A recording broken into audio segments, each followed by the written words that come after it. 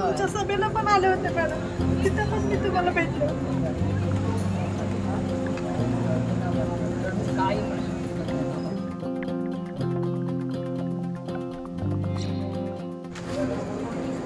हो मगाशी काय करून दिली ना तुमची, कुठे गेले ते त्यांच्याकडे नाही, पण आता जॉब नाही त्यांच्याकडे, जागा नाही. जागा झाल्यावर तुम्ही जाहिरात नाही करत का? कसं कळणार?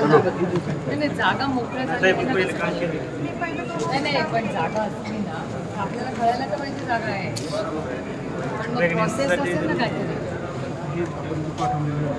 नाही असं नाही. आता कसं म्हणजे आता सिरमला जागा निघाल्या ना, त्या वेबसाईटवर आम्हाला कळतं की जागा निघाल्या, तर इथल्या जागा निघालेल्या आम्हाला कसं, आम्हाला म्हणजे मला नाही, ज्याला कामाची इच्छा आहे त्याला कसं कळतं.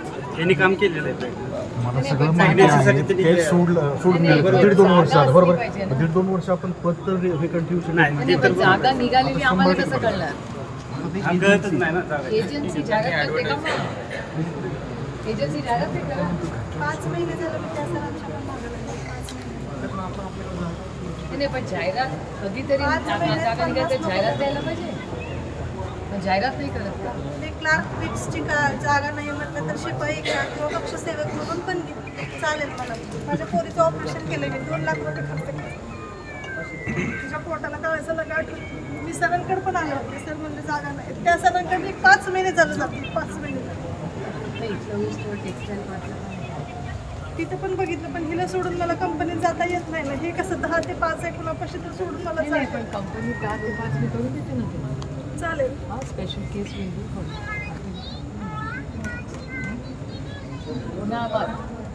तुमच्या सभेला पण आले होते मॅडम, तिथे पण मी तुम्हाला भेटले.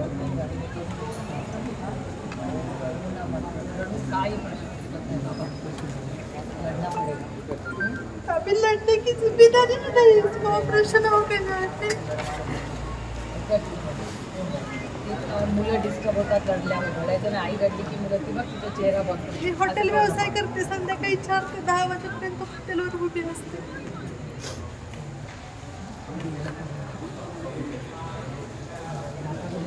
इथं सूर्याला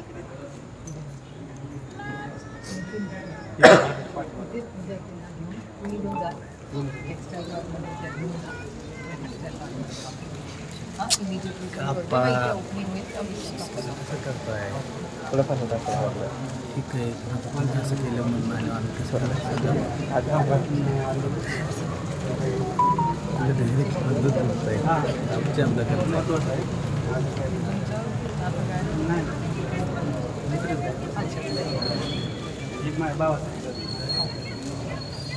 बाळाला डिस्टर्ब करू नका, रडू नका, की मुलं डिस्टर्ब होतात. ठीक आहे, रडायला.